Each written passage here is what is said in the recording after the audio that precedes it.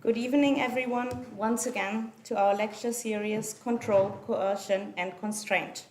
Tonight, for the second time in a row, I have the honor to introduce to you our speaker and a dear friend. Dr. Maria Munkholt is a postdoctoral researcher at the Faculty of Protestant Theology in Bonn, where she teaches church history to German and international students. Before arriving in Bonn, she was a postdoctoral researcher at Göttingen's prestigious Collaborative Research Center, Education and Religion. At the same time, she worked as an external lecturer for the theology department of her alma mater, the University of Aarhus, where she completed her PhD in 2015. Maria has published on various fascinating topics such as late antique pedagogics and the role of prayer in the process of identity formation. Her current book project focuses on the role of women as Christian teachers. For this evening, she has prepared a paper entitled Sisters and Equals, which investigates monastic hierarchies in early monastic communities for women. And, judging from the question mark in her title, she will uncover some striking inequalities within those monastic communities. But before I go on any longer speculating about the contents of someone else's talk, let us welcome one of the most gifted and charming young church historians for this evening's lecture.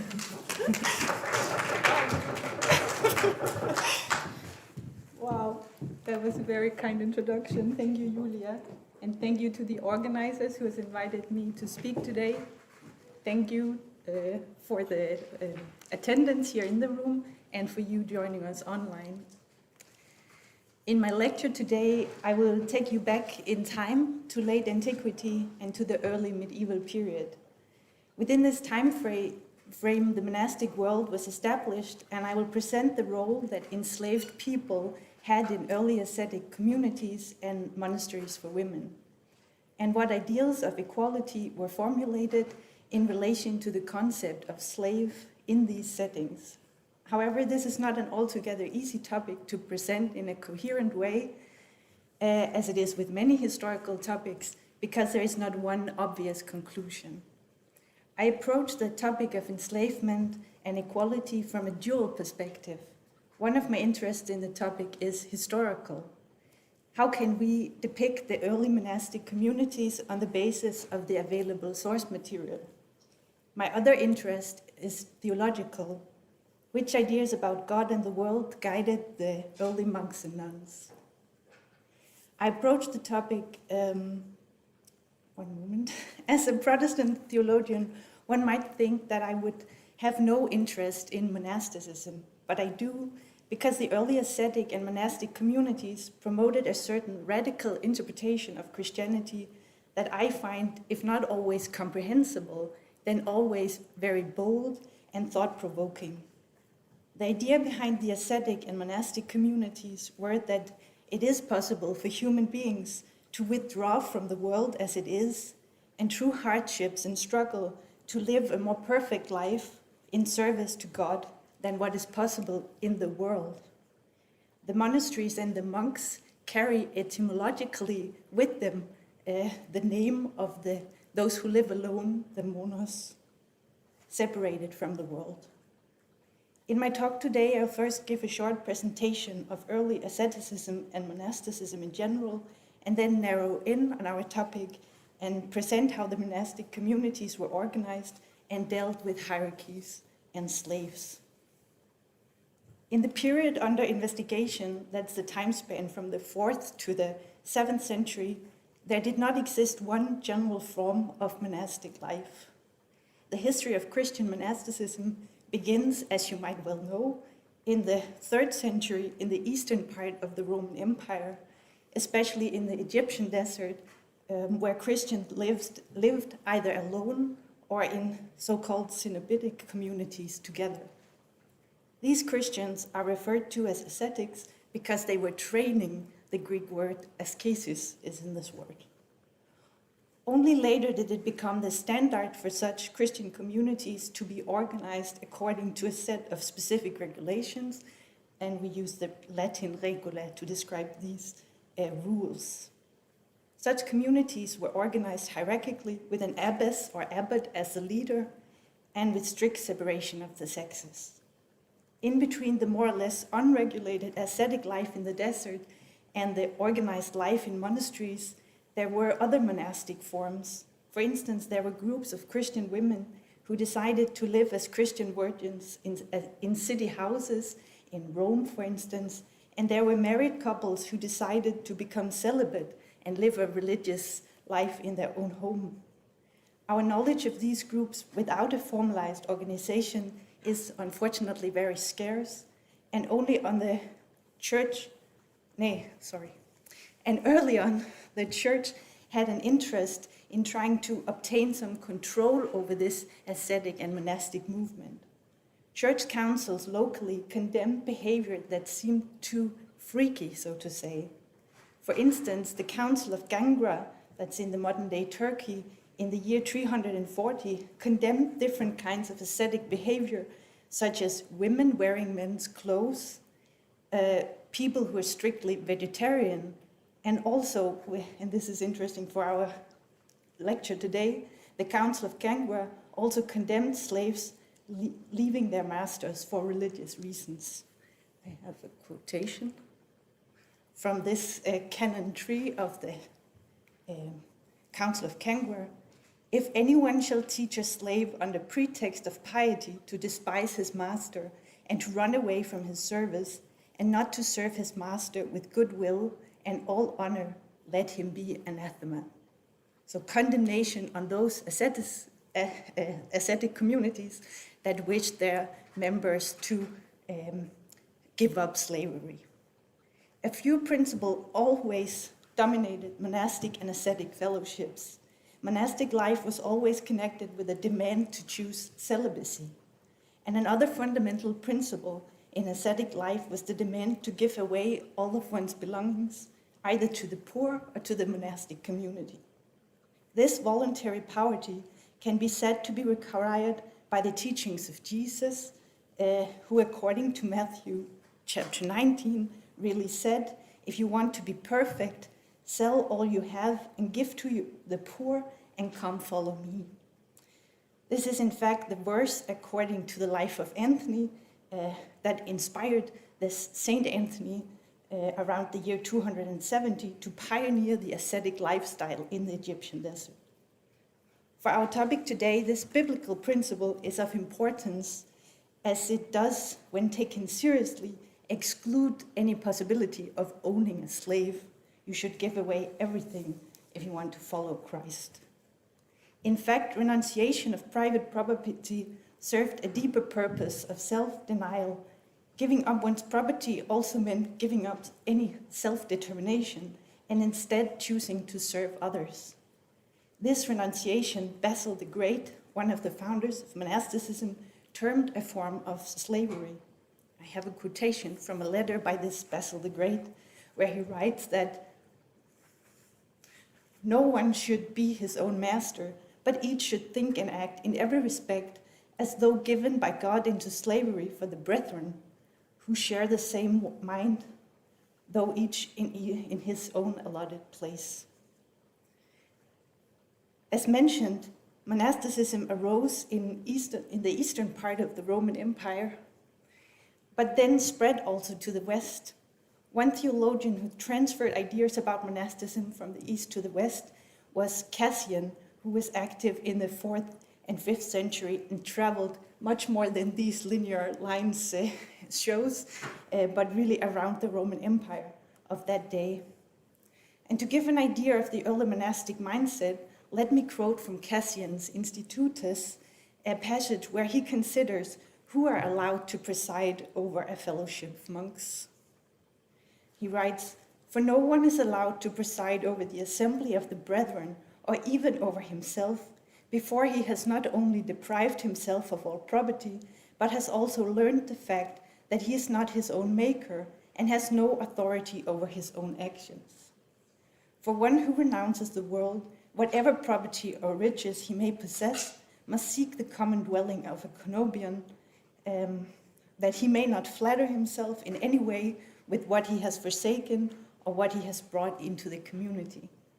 And it goes on. He must also be obedient to all, so as to learn that he must, as the Lord says, become again a little child. He knows he is serving in Christ's service. He should not hesitate to submit himself even to his juniors.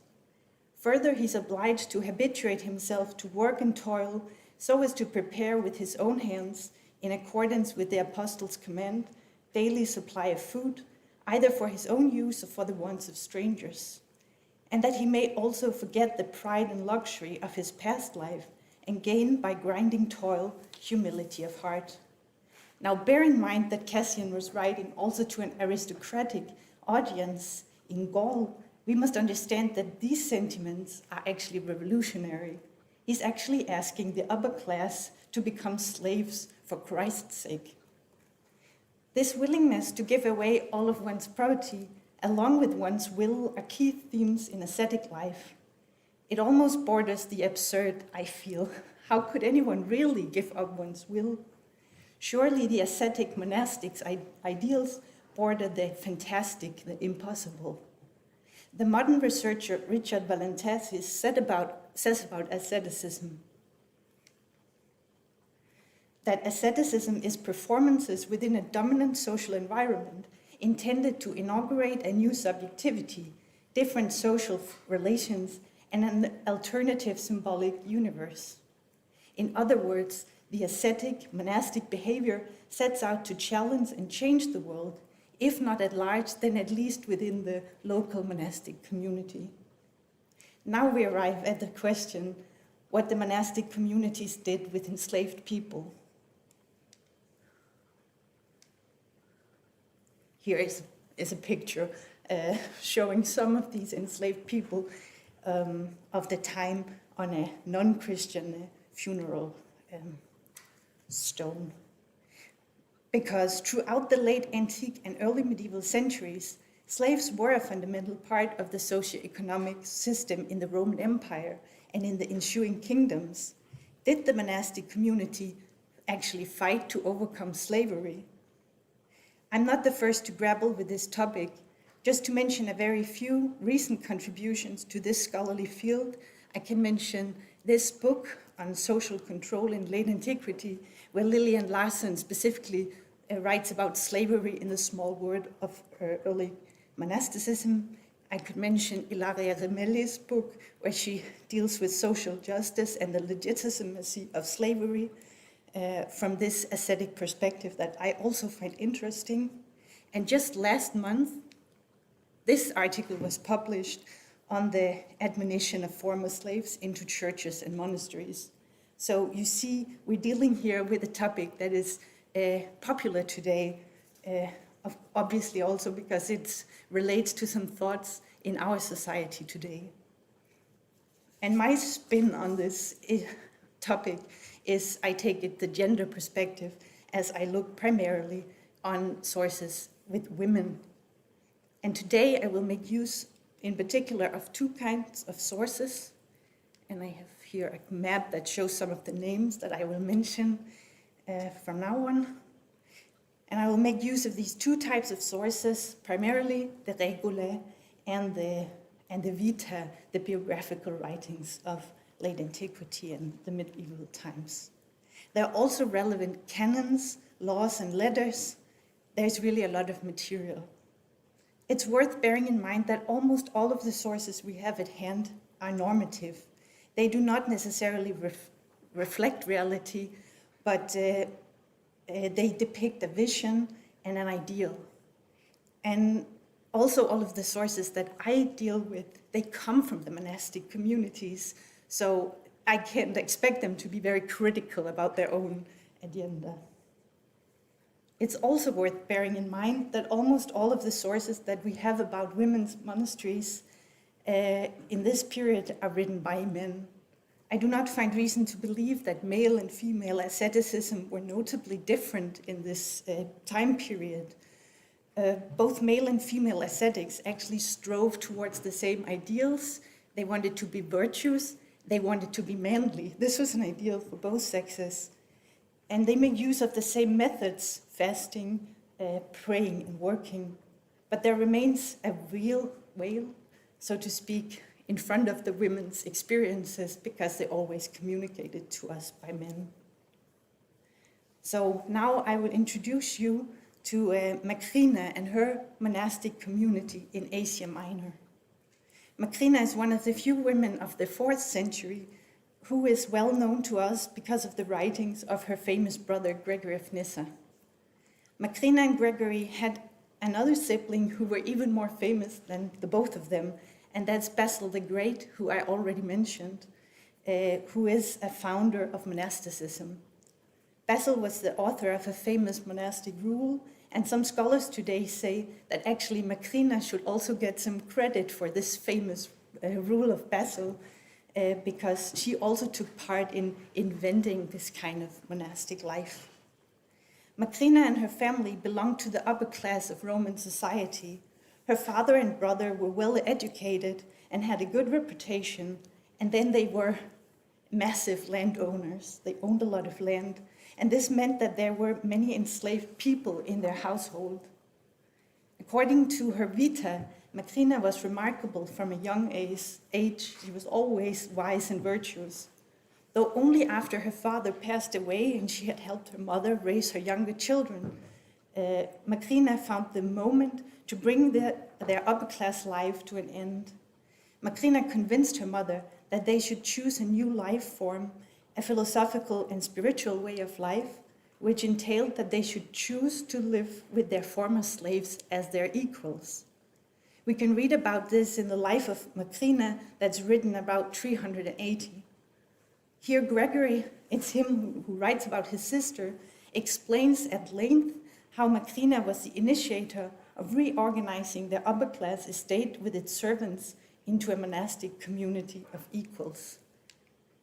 I here bring a quotation from chapter 7. As they, and that's Macrina and her mother, no longer had any excuse for leading a materialistic life, Macrina persuaded her mother to renounce the life she was used to and give up her extravagant style of living and the services of servants, to which she had grown accustomed. Instead, she came to regard herself as being on one level with the mass of ordinary people, sharing a life in common with the young girls who worked in the house, making them her sisters and equals. You may notice that this is where I get my title from, namely this description of how slaves and subordinates become sisters and equals. We see here more than one Greek word for slave, indicating different kinds of servants in this great estate. One word is the unpleasantly physical hypokairion, that really spells out that servants were under the hands of their owners. Peculiarly, Gregory reiterates this procedure once more in chapter 11, and I bring it once again. The young woman, Macrina, became her mother's guide to this kind of philosophical and spiritual way of life, who had already given up all norms of society, inspired her mother to strive for the same humility. She persuaded her to live as an equal with the young women, sharing the same table, the same kind of bed, and all the same necessities of life on an equal footing. All differences of rank were removed from their way of life. Indeed, it would be impossible to describe, it's a long description of a transformation of their life. Indeed, it would be impossible to describe their noble way of life, its order and the loftiness of their philosophy, both by day and night.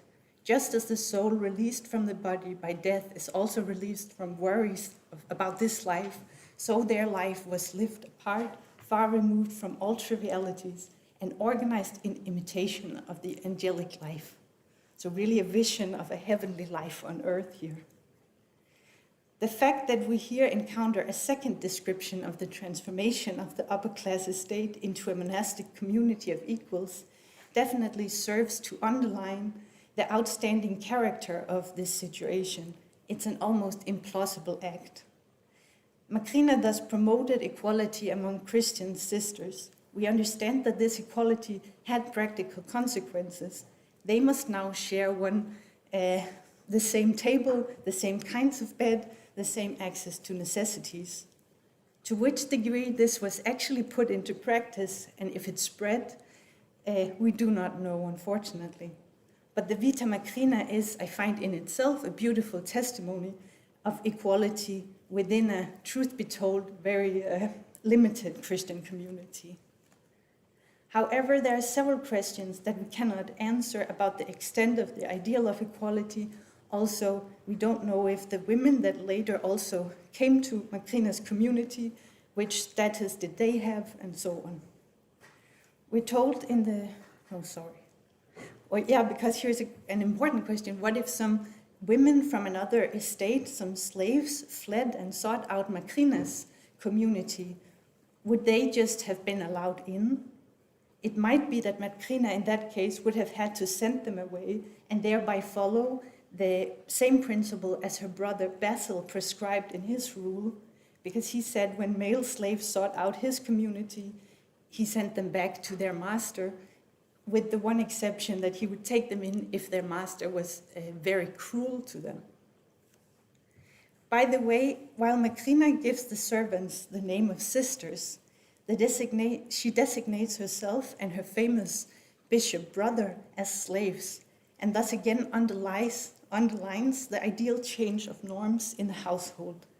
I bring one more quotation from the life of Macrina, where this is a prayer of hers where she says, "God, you have filled me with this grace and have not failed to grant my desire, for you have inspired your servant, my brother, to visit me, your servant girl." So 2 servants in a row here. Although I do not doubt that there is a real historical person behind the depiction of Macrina, I'm also sure that Gregory of Nyssa had an interest in presenting Macrina in a special way so that she would align with his theology. As such, it's also not a coincidence that Gregory makes an elaborate point out of the transformation of the household, because in fact, Gregory of Nyssa is one of the very few early church theologians who was against and outspokenly against slavery. And he had many arguments for this that he talks about in his homilies. And one of these arguments was that since human beings principally belong to their creator, God, then holding slaves is actually like stealing God's property. Macrina and Gregory thus agreed that slavery should be dissolved when possible. So this was enough about Macrina, and I continue to another set of sources, because some other of the earliest sources about women's monastic communities are letters from the theologian Jerome that he wrote to his female friends who were women from the Roman nobility. We know that some of these friends lived with other female virgins and widows and conducted a monastic life in their own homes in Rome and in Jerusalem. And in a letter to Eustochium, written in 384, Jerome underlines what a big decision it is to make the promise of becoming a virgin of Christ, and how such a life with Christ as one's bridegroom ought to be. He addressed the letter ambivalently to the lady, domina, and fellow servant, conserva, Eustochium. And now in our ears that might just sound strange, but in late antiquity such a clash of words was a revolution in the making, I would say. So Jerome's letter explains to Eustochium that all servants in the house who wish to join the monastic life should be allowed to do so, but one must pay attention to the sincerity of their motivation. Listen to Jerome's advice, and I give it here. If any of your handmaids, ancilla, share your vocation, do not lift up yourself against them or pride yourself because you are their mistress. You have all chosen one bridegroom, you all sing the same psalms together, you receive the same body of Christ. Why then should your thoughts be different? I like this kind of unum simul diversa Fragezeichen. Also why should it be different when you have so much religious in common? And it goes on in the letter from Jerome, you must try to win others, and that you may attract them more readily, you must treat the virgins in your train with the greatest respect. If you find one of them weak in faith, be attentive to her, comfort her, caress her, and make her chastity your treasure. But if a girl pretends to have a vocation simply because she desires to escape from service, read aloud to her the words of the apostle, "It's better to marry than to burn." So it's serious business to take up this profession of being a Christian virgin. And your eschatological salvation depends on your sincerity as a nun. The appeal of a life in a household dominated by equality should not mislead someone to pretend to be a Christian virgin. Yeah. In another letter from around the year 400, also addressed to Eustochium, Jerome describes how her mother, Paula, organized a monastic community in Jerusalem. And Jerome explains how this was organized. And he writes, "I shall now describe the order of her monastery, Paula's. Besides establishing a monastery for men, the charge of which she left to men, she divided into 3 companies and monasteries the numerous virgins whom she had gathered out of different provinces, some of who are of noble birth, while others belonged to the middle or lower classes. But although they worked and had their meals separately from each other, these 3 companies met together for psalm singing and prayer." So now I find this is somewhat a sobering text that shows that there were not only ideals of equality, but obviously also practical considerations behind the organization of monasteries from the very beginning.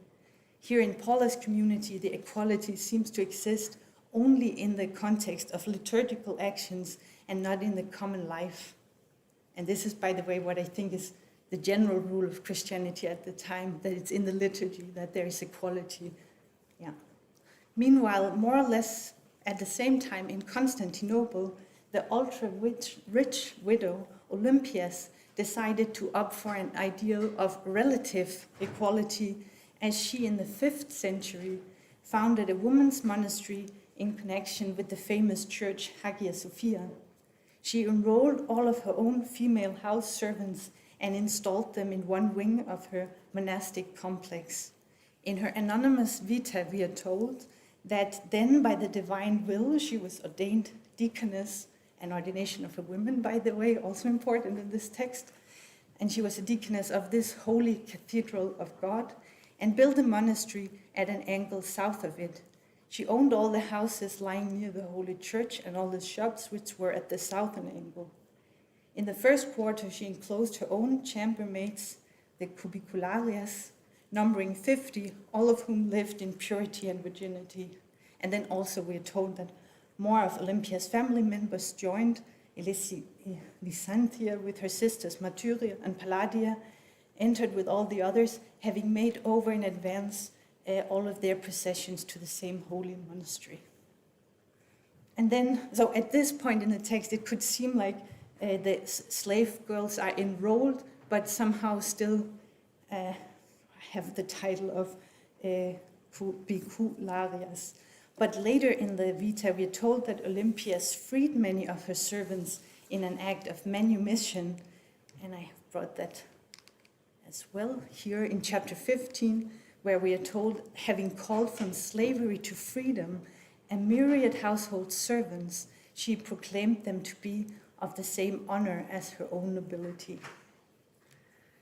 So at this time, when there were already women's monasteries in eastern centers, such as Jerusalem and Constantinople, and also in Rome, women's monasticism was still only slowly catching on in the West. The situation in the West was, of course, also radically different because the Western Roman Empire had fallen in this period and the new kingdom strove to dominate the region. So monasticism finally spread in the Merovingian Gaul in the 5th and 6th century. From this Merovingian epoch, we have a quite wonderful access to women's monasticism because of the rule of Caesarius of Arles for nuns, and because of 2 biographical writings about the Queen Radegund. And I have a picture of Radegund. Here you see her entering the monastery, the exact moment. But she was first a queen, but then she decided, to the dismay of the king Clothar, to join the monastic community and live as a nun. And for this reason, she founded a monastery in Saint Croix in Poitiers, circa in the year 560. So which ideals of equality dominated here in the West? I will begin by giving a few examples from the Rule for Nuns by Caesarius of Arles, and he wrote this in the mid-6th century. And he's very strict about when it comes to slaves in the monastery, as he says, no one, not even the abbess, may be permitted to have her own maid for her service, but if they have need, let them receive help from the younger religious.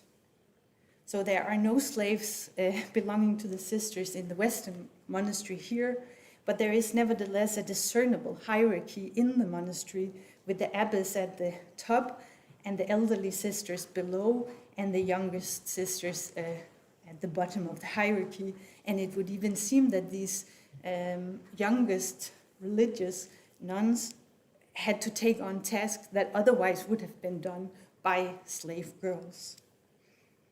So, and this idea that the abbess is really the peak of power is also clear from the paragraph 18, that all shall obey the mother after God. So the abbess or the mother, this is the same person in this case. More than one paragraph in the Rule for Nuns by Caesarius deals with the renunciation of property. For instance, also paragraph 21, which I find interesting for us, where it says that those who had something in the world shall, when they enter the monastery, humbly offer it to the mother to be of use for the common needs. However, those who had nothing ought not to seek in the monastery what they could not have outside. Those indeed who seem to have something in the world should not look down upon their sisters who come in poverty to the fellowship. All therefore pass your lives in anonymity and concord, and honor God in one another. This prescribed humility also had a practical consequence insofar as all things and all work was to be done in common in the monastery. So far, so good and so equal also in this women's monastery in Gaul, in Arles. There is an obvious ideal among the virgins that they cannot have a slave and also should regard one another with honor and as equals. But then, however, we learn that this is a principle only within the monastic community and its members. This means that slaves can, in fact, enter the monastery, I mean the building, to do work for the nuns. And we learn this in the paragraph 36, where suddenly we meet an actual slave in the text. And the text, it deals with this very strict enclosure that was in place for this monastery. The virgins really they weren't allowed to go outside. And here the rule says, above all, in order to guard your reputation, let no man enter the cloistered part of the monastery and the oratories except, and there are quite a lot of clergy who is allowed inside, the bishop, the provisor and priest, the deacon and the subdeacon, and one of 2 lectors. When the roofs have to be mended, or the doors and windows have to be replaced, or something of this sort has to be repaired, skilled workmen and slaves, also artifices, tantu et servi, to do any such work may come in with the provisor if necessity requires it, but not without the knowledge and permission of the mother. So certainly a slave is active within the boundaries of the monastic community. An enslaved workforce is apparently still considered as a normal thing in the world, and they can even apparently also work within the monastery. And this gives rise to other practical questions, I feel, that I unfortunately cannot answer, namely such questions as, did the monasteries depend on enslaved work an enslaved workforce to do work in the buildings, and also if there were fields and agriculture related to the monastic community. But we don't know much about this when it comes to women's communities, and it seems, I read this by Albrecht Diem, that often women's monasteries were not connected with agricultural work because the nuns could not work there, and so economically they lived from the money that were given to the monastery.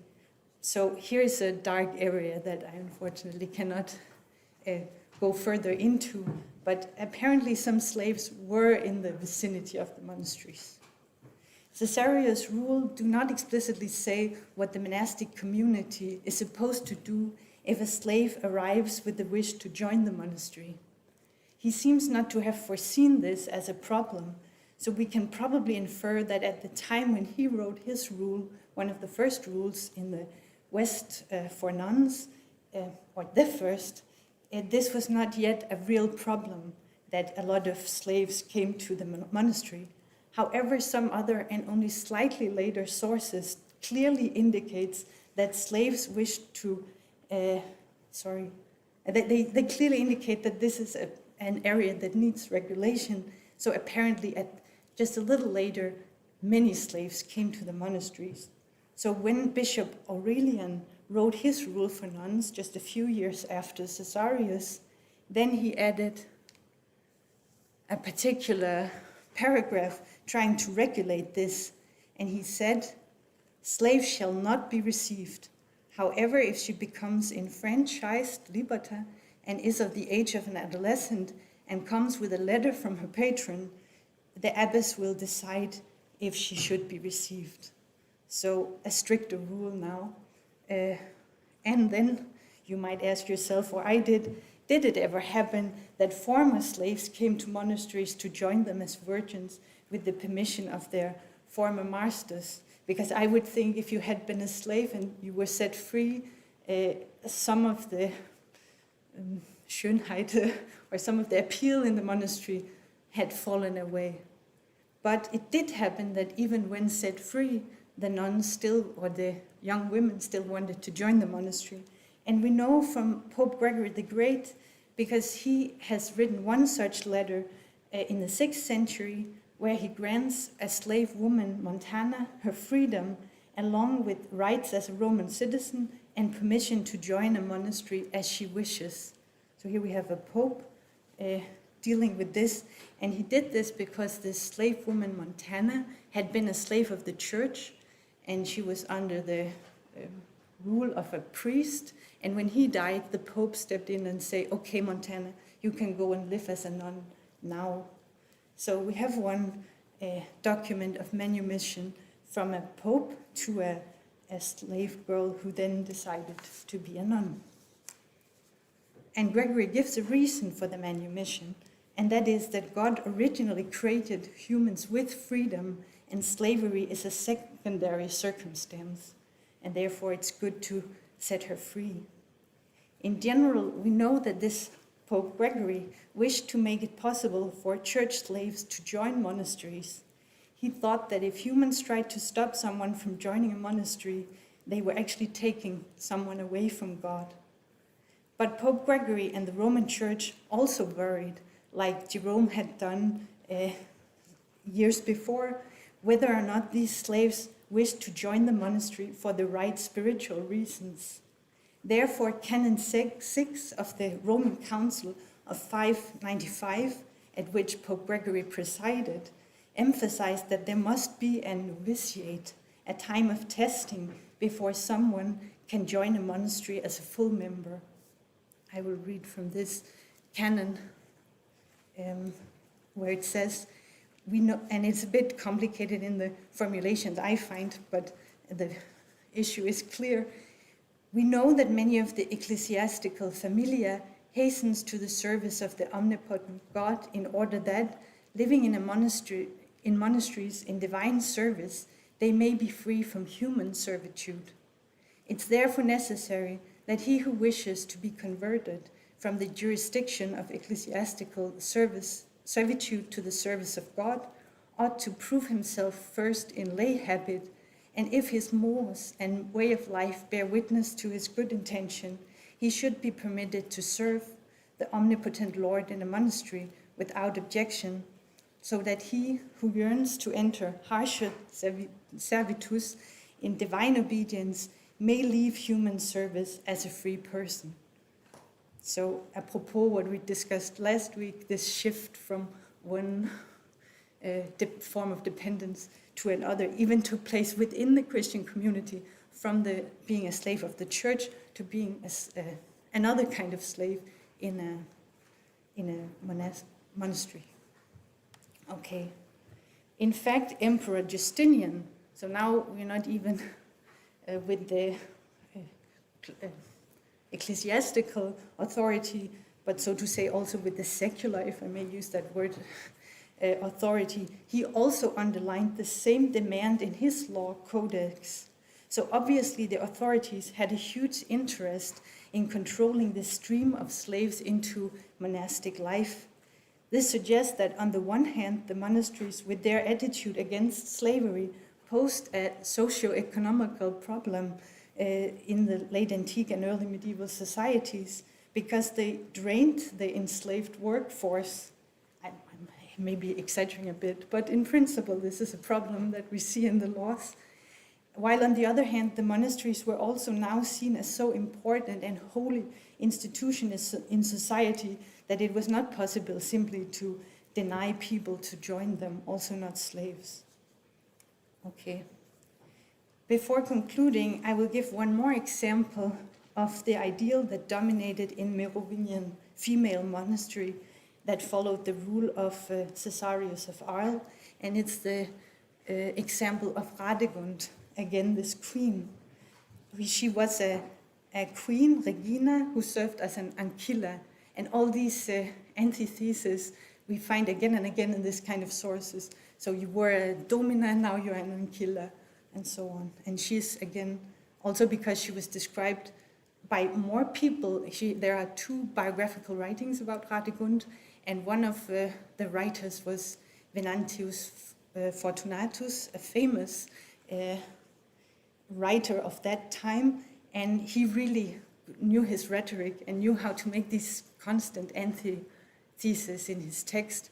So he describes Radegund as the Regina who served as an ancilla. As already mentioned, Radegund did not want to live with her husband, the king, but fled and eventually founded a monastery where she lived for the rest of her life. She became so famous that more people wrote about her, and these writings stem from the late 6th century. On this picture that you see here, it's actually King Clothar in the marital bed, and then Radegund praying next to the bed. And he doesn't look too happy about the situation. And I think it's a kind of powerful picture. And apparently they went to bed with their crowns on at that time. Okay, so, but this is just one instance, and it's not only the imagination of the one who made the manuscript. It's really something that's explained in the life by Fortunatus, that Radegund preferred to lie prostrate on the cold ground than to be in bed with the king. And then he also describes Fortunatus about Radegund's life in the monastery. And I find that interesting because he's very concrete, and I'll give you one example, a long one, but I think it's interesting, where Fortunatus writes, while the nuns, by the way, here we have the word monachas in the manuscript. They are not called nuns in the manuscript, but that's of course our word for nuns at that time. So while the nuns were deep in sleep, she, that's Radegund, would collect their shoes, restoring them cleansed and oiled to each. She led an austere life in sackcloth and ashes, rising early to be singing psalms when the others awoke. For no monasterial offices pleased her unless she observed them first. She punished herself if anyone did a good deed before she did. She did not shrink from cleaning the latrines, but cleaned and carried off the stinking dung, for she believed she would be diminished if these vile services did not ennoble her. And antithesis.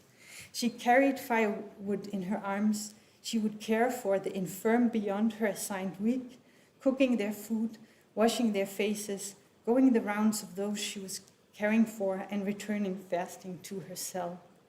So obviously this is also an exaggeration. It is a saint that's being depicted here, but still we can learn something about monastic life, that there were apparently some specific offices, and we also know this from the regula that I presented a bit earlier, and that there were this specific times where people should do specific chores.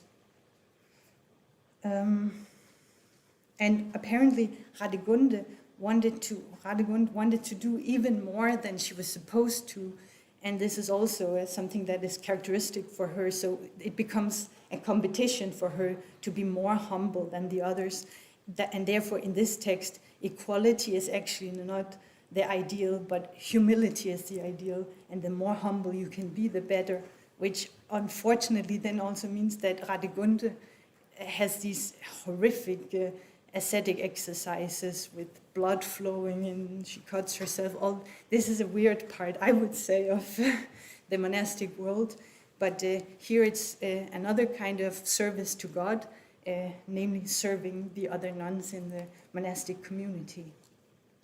So now allow me to continue to reflect and draw in sources as I come to a conclusion. I have now given a representative, but not exhaustive, not at all, depiction of the sources at hand to gain knowledge about early monasteries for women and the role of slaves within these monasteries. I admit that there's a lot of practical questions that I must leave unanswered. So how frequently did slaves enter the monastery to work for the nuns? I can't say. And were the monasteries in fact dependent on such forced labor? It's hard to say. In any case, the ideal picture painted is that the ascetic and monastic communities were dominated by ideas of both radical equality and hierarchy.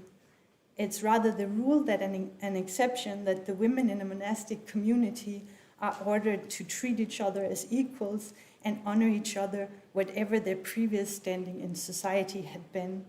Because Christ is the bridegroom for all, there should not be social distinctions among them. However, this equality was not universal, but only in existence among the sisters in the monastery.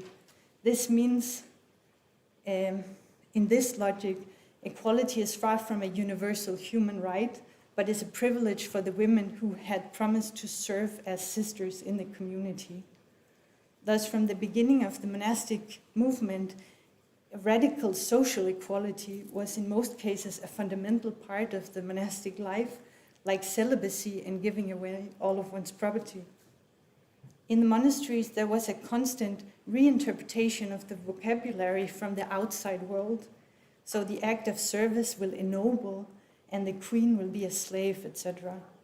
However, this essential equality was not always practically visible, because monasteries had their own internal hierarchies. And now the complexity in living and describing these monastic life forms finds an expression in the sources that I have already presented. And also, I read one more text that I find pretty, and it's a text by Leander of Seville, and it's 2 chapters from his De Institute Virginum, where he writes, and here he deals head-on with the question of former slaves among the sisters. And he writes, "Their birth made them slaves, their profession has made them your sisters. Let nothing remind them of their ancient servitude. She who combats by your side for Christ under the banner of virginity should enjoy a liberty equal to yours. In accepting them for your sisters, you shall have them so much more for servants that they will obey you, not by the obligation of servitude, but by the freedom of charity." I think these are powerful texts. Charity tempers everything and will conduct you all to the of the peace without exalting her who has sacrificed power and without humiliating her who was born poor or enslaved. This ethos, an idea of equality, was a major turning point, I would argue, in human history, also if it did not immediately develop into a universal rule. I think Valentasi's definition of asceticism that I defined in the beginning is precise in this regard. That monastic asceticism did inaugurate different social relations. And now I make a jump because I thought it was peculiar that there is a socialist German thinker, the Karl Kautsky, who realized that what was going on in the early monastic communities were nothing short of a revolution, and he liked to think of it as a communist revolution. I have just one quotation from Kautsky's book, Foundations of Christianity, where one chapter is about monasticism, where he writes that the monasteries picked up large-scale production and developed it further, since free brothers replaced slaves in the work. Because of the general decline of society, the monasteries ended up by being the only places in the empire where some remnants of ancient technology persisted and were preserved through the tempest of the great migrations, and even perfected in many points. It was the monasteries in which the rise of culture in Europe had its source. Now, I'm not a communist, I would say, or a communist thinker like Kautsky, or socialist thinker, but I must admit that, and I must also admit that he overinterpreted and also did not date correctly all of the sources. But I do say that he was right in focusing on early monasticism as a productive community that did not rely on forced labor, at least not primarily, or to the degree to which it was used outside of monastic communities. But the monasteries were ideally communities of shared work and resources. But now you be the judge of that. Thank you very much for your attention.